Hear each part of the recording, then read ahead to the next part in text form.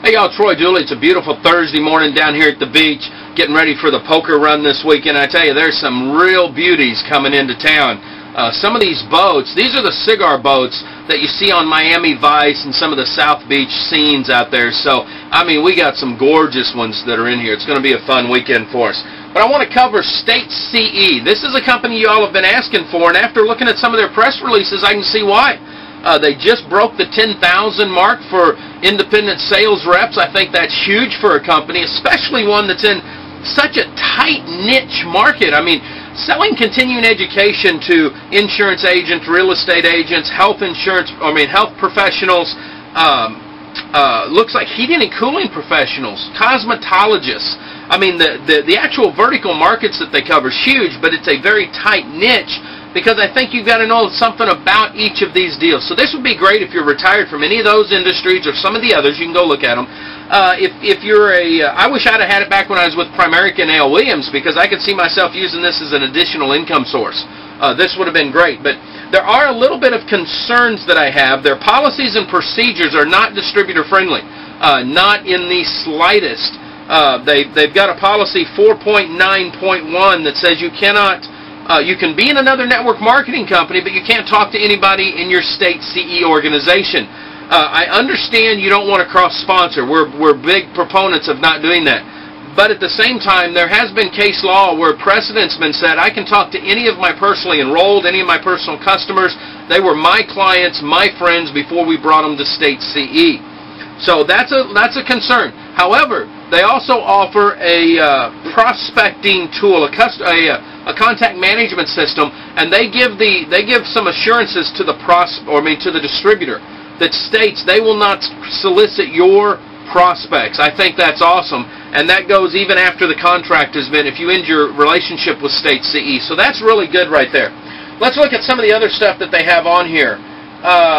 One of the other concerns I have, they have a policy in here that if anybody in your household does something illegal or embarrassing to the company, you can be terminated. That doesn't work. If I've got a mom trying to raise her kids and she just happens to be married to a drunk who goes out and kills somebody while he's driving, that should not be held against her. I've got a son that's serving felony charges in the state of Colorado. That shouldn't be held against me. So I question that. I do not think that's a legitimate. I think that maybe you could talk to them case by case. They seem like a really good company, but I don't like that policy. It was written by an attorney. Looking at some other stuff that they have in their policies and procedures, your actual distributorship, if you die, can be passed on to the family. That's really good right there. They've got a renewal fee, $79.95 annual renewal fee. I think that's very reasonable with the taxes and some of the stuff they got to turn into the IRS and all that good stuff. I think that's admirable. They also control all marketing. They don't allow you to go out and build your own websites and stuff like that. Anytime a company controls the marketing, you know that they're going to be taken care of, not have to worry about the FTC on those aspects. I like that. But one thing that they don't let you do is they don't let you talk about it in social blogs, social networking sites. This is the new era. You know, social marketing, blogs. This is very important. I think that's a hindrance. Maybe if you're with them, you can talk to them about that and have them change that, or at least think it through. But looking through here, man, this is some good stuff. They tell you what you're responsible for, making sure that you're controlling your talking to your downline, training your downline. That's how you get paid in a network marketing comp plan. You have to provide that leadership. I love that. They don't want any bad remarks about state CE. That's understandable, but if a company's not doing right, you let me know about it. I'm not a distributor. I'll be more than happy to talk about it. You got to take care of your people. That's a two-sided road there.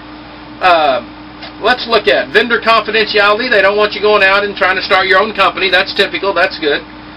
Sales requirements. This is very good right here. Product sales. They want you to go out here and market the service, and to be eligible for commissions, you need to do that. I think that's awesome. That's the way things should be when you're looking at this. So you've got to go out. You've got to have retail sales. It's huge on this deal. This is good, guys.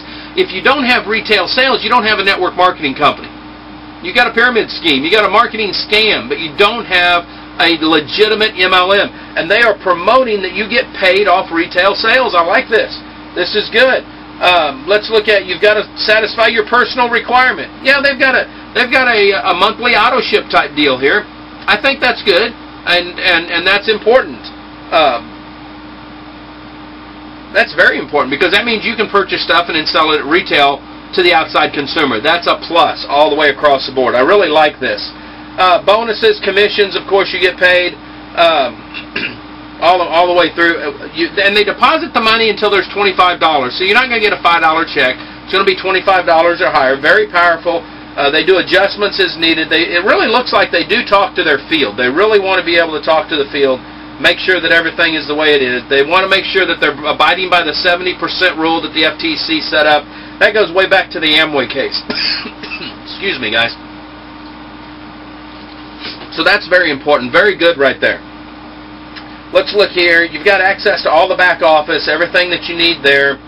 You can return sales aids and stuff. They're going to take care of all that. Looking through here, I mean, I'm very impressed with the fact that they want to take care of stuff. You know, again, they're one-sided. They're trying to protect the company. It's written by a legal counsel for the company, so you need to understand that. They want everything to go to arbitration. They want you to give up your rights. Everyone in Zango's the same way. Monavie, doesn't matter what one it is. Those are just typical boilerplates. But they do have some good disciplinary rules. When it comes to that, it's just not arbitrary. They actually have a 15-day cooling off period. They have everything that's supposed to be there. I really like the way they've set that up before it goes to arbitration. If it goes to arbitration, it's in Texas, and Texas does have some fair arbitration rules, so that's a good thing there. Looking here, payment, return checks, you know, typical stuff there, how you can cancel, all that good stuff. So overall, I truly like what I see here.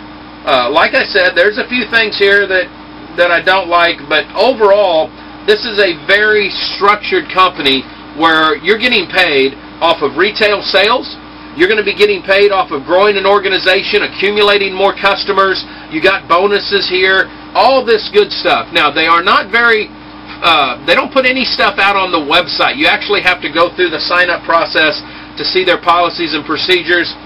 They don't show a real big deal on the compensation plan. It does look like, from what they've said here, it's a unilevel compensation plan.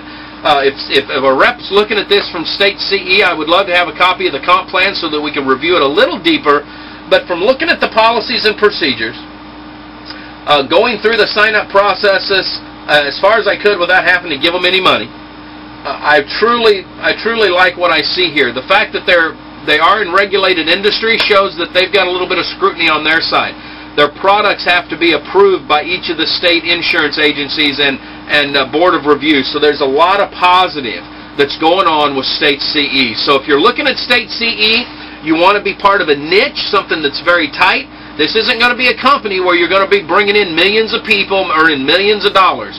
But when it comes to earning a good part-time income, possibly earning a full-time income inside of some of these vertical markets, absolutely. I've spent tens of thousands of dollars over my time in continuing education, licensing fees, all that kind of stuff. So this is definitely a win-win across the board. So guys, remember, live life like it's an epic adventure. Never give up.